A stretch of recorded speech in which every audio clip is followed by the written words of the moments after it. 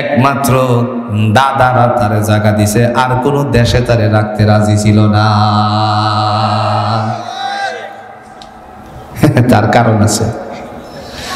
32 number বাড়ির নিচ থেকে 300 বছরের শিব মন্দির বাইরেছে। ঘটনা কি মুসলিম বুঝেন নাই?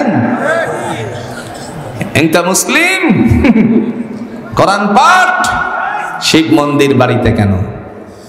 এটা কি ওই দিনের কথা স্মরণ করিয়ে দেয় দাদার দেশে? যে কথা কয় না রে, এই দিনের কথা স্মরণ করায় দিতেছে।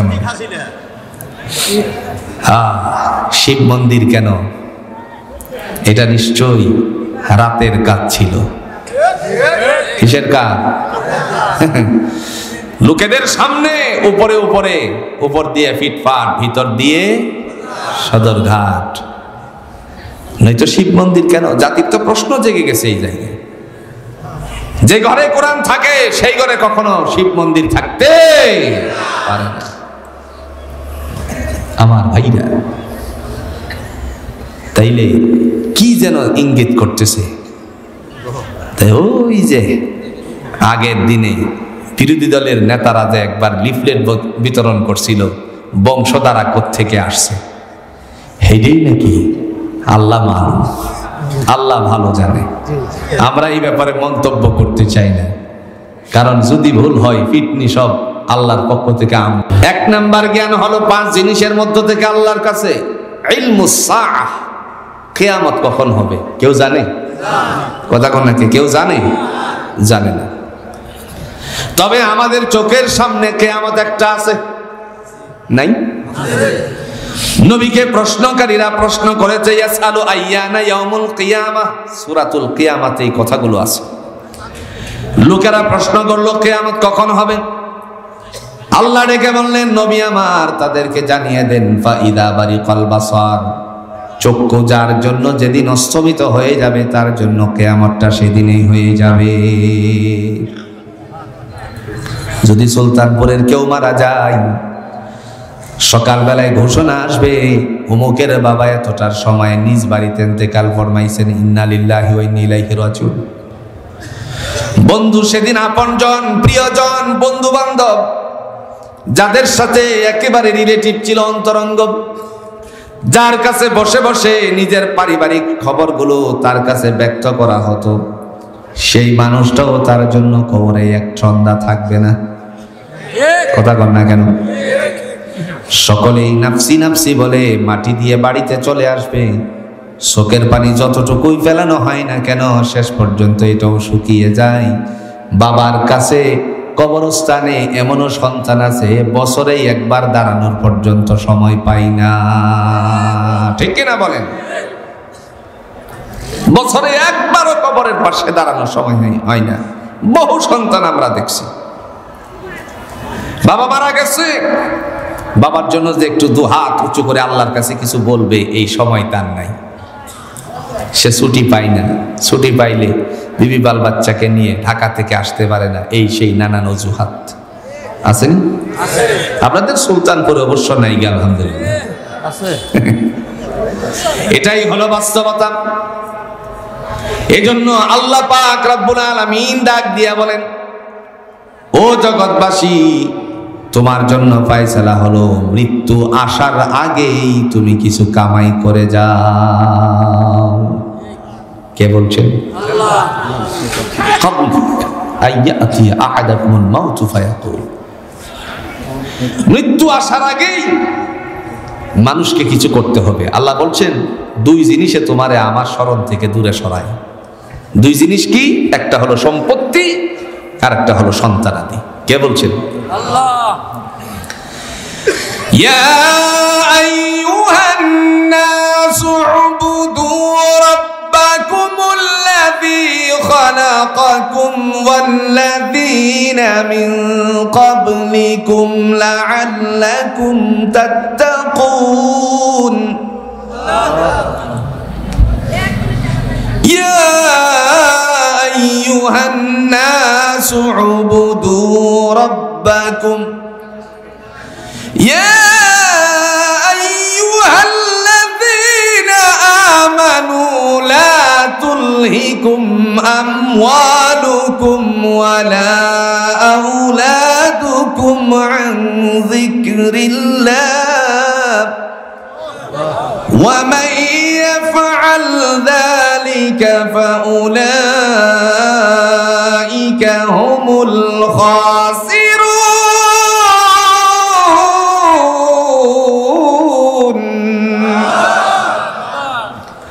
আল্লাহ রেখে বললেন, হে ঈমানদাররা, বিশ্বাসশীলেরা, কোন খ্রিস্টানরে ডাক দেয় না, ইহুদিরে ডাক দেয় না, বৌদ্ধরে না, হিন্দুরে না, সারালেরে না, ডাকছে মুসলমানের সন্তান মুসলমানদেরকে।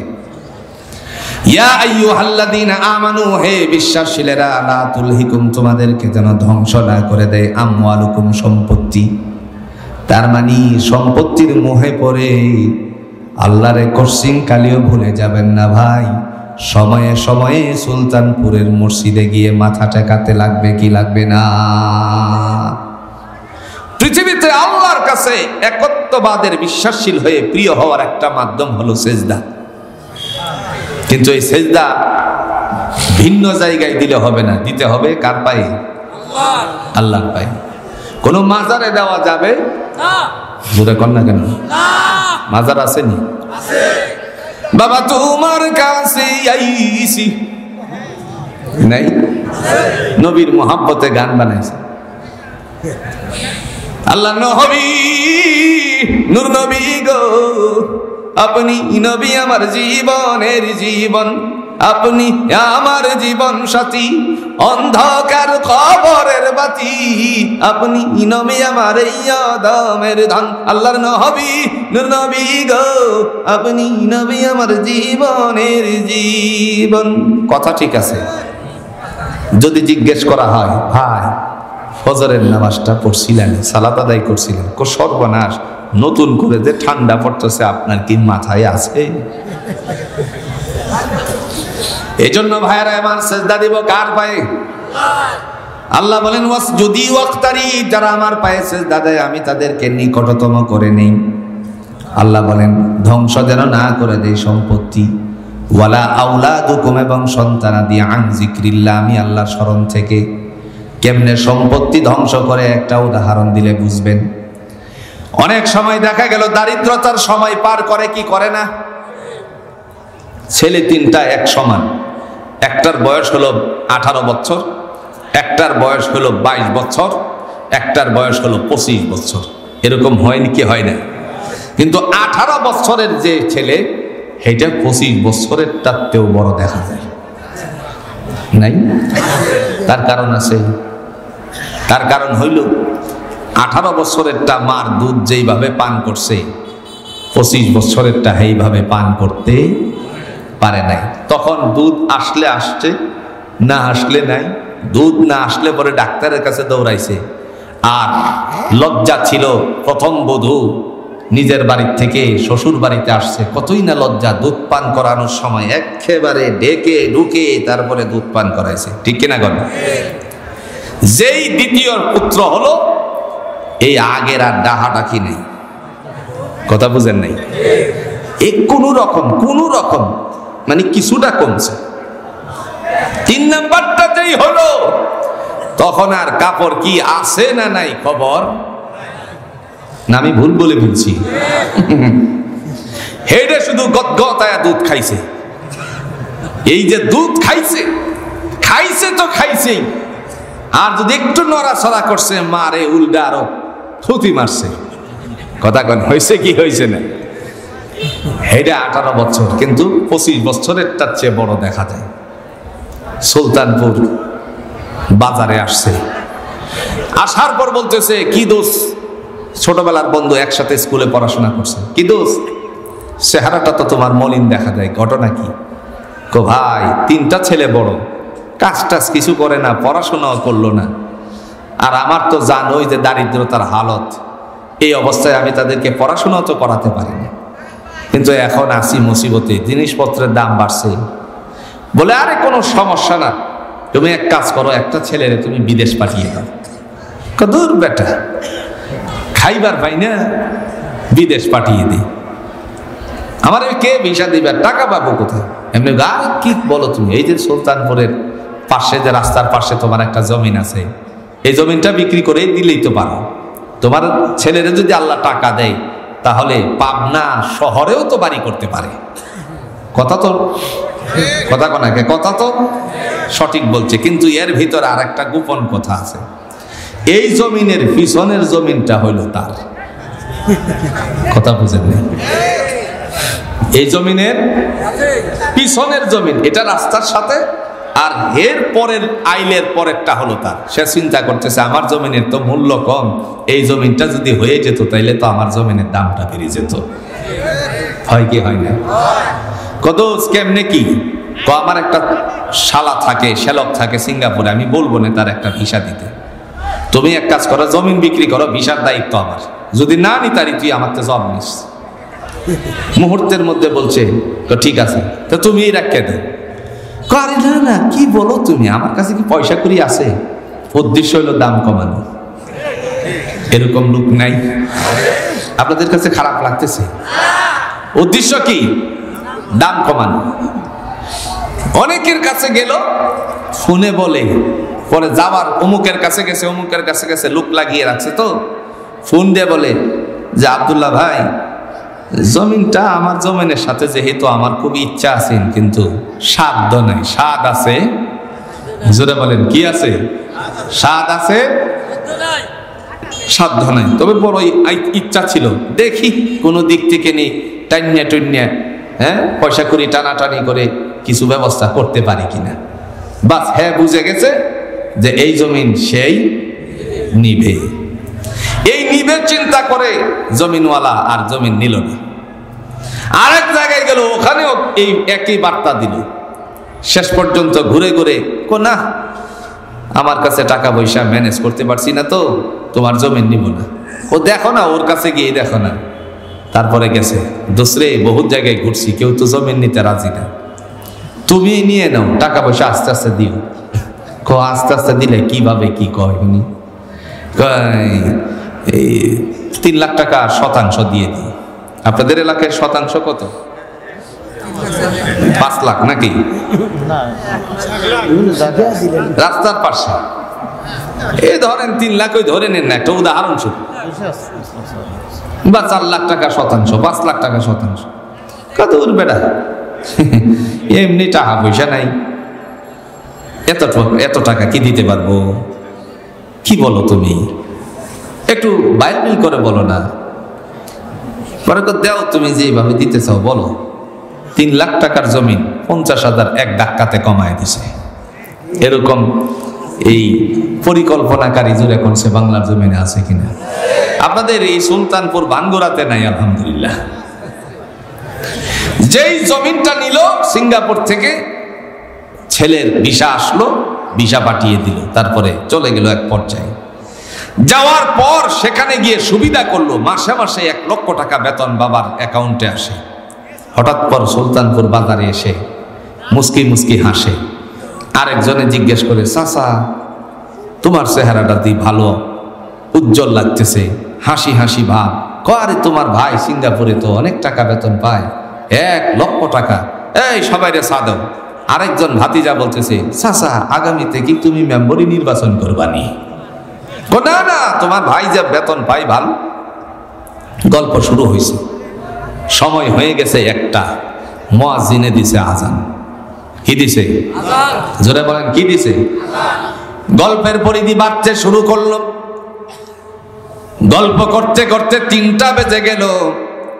এবার বাড়ির থেকে ফোন আসলো, মেয়ে বলতেছে, আব্বা দুপুরে খাবেন না নাকি?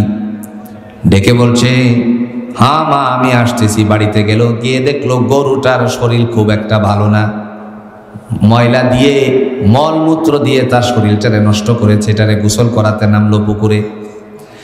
এই গোসল করিয়ে যখন আসলো, 4টা বেজে গেছে, আসরের আজানও হয়ে গেল।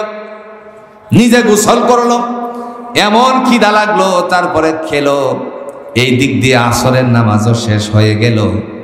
আগে দারিদ্রতার সময় যখন ছিল, তখন ছিল বাঙ্গুরা বা সুলতানপুর মসজিদের প্রথম কাতারের মুসল্লি, যেহেতু ছেলের ইনকাম ভালো হয়েছে, এই জায়গায় শেষ পর্যন্ত দেখা গেল শেষের কাতারে দাঁড়ানোর মতন তার সময় হয় না। এরকম মানুষ জুড়ে বলুন তো আপনারা খুঁজলে পাবেন কিনা? এটারই আল্লাহ মডিফাই করে বলতেছে, ইয়া আইয়ুহাল্লাযীনা আমানু, হে বিশ্বাসীরা, লা তুলহিকুম, তোমাদেরকে যেন ধ্বংস না করে দেয়, আমওয়ালুকুম, সম্পত্তি, ওয়ালা আওলাদুকুম, এবং সন্তানাদি। সন্তানাদি কেমনে?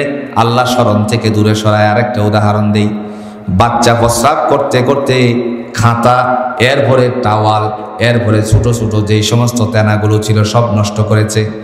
যদি জিজ্ঞেস করা হয়, বোন আমার তুমি কি নামাজ পড়েছ নাকি? কেমনে পড়বো, সব কিছু তো নষ্ট করে দিয়েছে।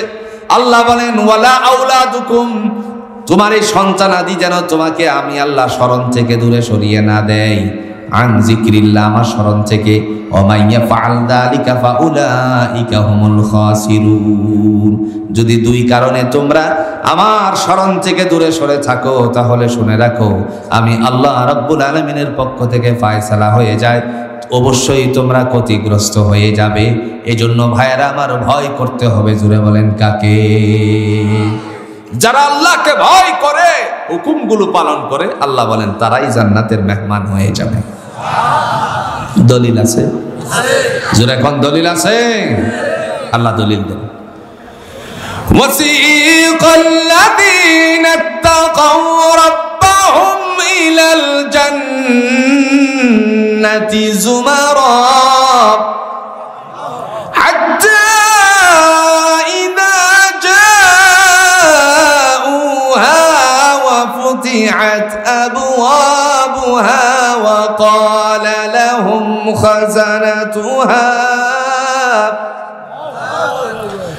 وقال لهم خزنتها سلام عليكم طبتم فادخلوها خالدين। কার কথা? আল্লাহ বলেন যারা আমি আল্লাহকে ভয় করে, আল্লাহ বলছেন ফাত্তাকুল্লাহ, আমারে ভয় করো। আল্লাহ বলেন যারা আমাকে ভয় করে, ওয়াসিকাল্লাযীনা ইত্তাকাউ রাব্বাহুম ইলাল জান্নাতি যুমারা, তাদেরকে জান্নাতের দিকে হাঁকিয়ে নেওয়া হবে। জোরে কন্না সুবহানাল্লাহ। দলে দলে তাদেরকে আমি জান্নাতে নিয়ে যাব। হাত্তা ইযা জাউহা ওয়া ফুতিহাত আবওয়াবুহা, বেহেশতের বারান্দার কাছে যখন যাবে, দরজার কাছে যখন যাবে, আল্লাহ পাক রব্বুল আলামিন তার জন্য ফয়সালা করে দিবেন। রব বলেন এমত অবস্থায় সমস্ত দরজাগুলো খুলে দেওয়া হবে, ডেকে বলা হবে ওয়াকালা লাহুম খাযানাতুহা, ওই যে দেখা যায় ভান্ডগুলো, সেগুলো তোমাদের। সালামুন আলাইকুম তিবতুম ফাদখুলুহা খালিদিন, প্রবেশ করো শান্তির ঘরে অনন্তকালের জন্য। সুবহানাল্লাহ। এই সময় জান্নাতে ঢোকার আগে বান্দা একটা সুন্দর আওয়াজ দিবে। আমি একটা আওয়াজ দিই, আপনারা জবাব দিবেন তো ইনশাআল্লাহ? দিবেন তো? রেডি? হাচ্ছি। একজন বলছেন হাচ্ছি। হ্যাঁ, এই জবটা যে দিলেন, জান্নাতে ঢোকার আগে একই কথা বলে তারপরে ঢুকবেন ইনশাআল্লাহ। وقالوا الحمد لله الذي صدقنا وعده وأورثنا الأرض نتبوأ من الجنة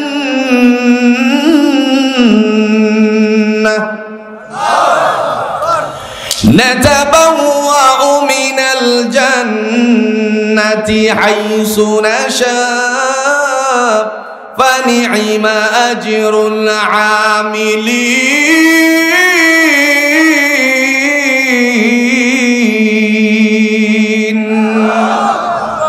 বলবে আল্লাহ সমস্ত প্রশংসা তোমার।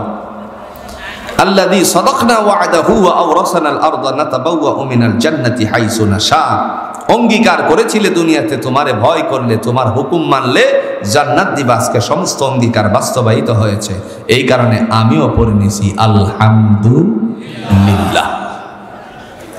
এই হলো পুরুষের ওয়াজ। তো আপনারা জান্নাতে চলে যাবেন, বাড়িওয়ালি রেখে রাইখা না নিয়া জোরে বলতে পারেন কি নিয়ে যাব, হ্যাগো যেহেনেই পেঁচ লাগা, বুঝছেন না? কি নিব তারে? আমি বাড়িতে যাইতে দেরি, উল্টা পাল্টা করতে দেরি না। এরকম মহিলা বাংলাদেশে নাই?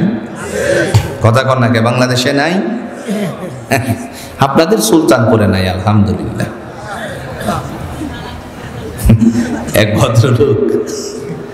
এক ভদ্রলোক বন্যার কবলে পড়ছে, স্ত্রীরে খুঁজতেছে। বন্যার পানি যখন স্রোতে যায়, খুঁজে কারে? জোরে বলেন, খুঁজে কারে? স্ত্রীরে খোঁজে। কিন্তু পানি যাচ্ছে হলো ভাটির দিকে, হে খুঁজে উজানের দিকে। লোকেরা কয়, হে মিয়া কি খুঁজেন?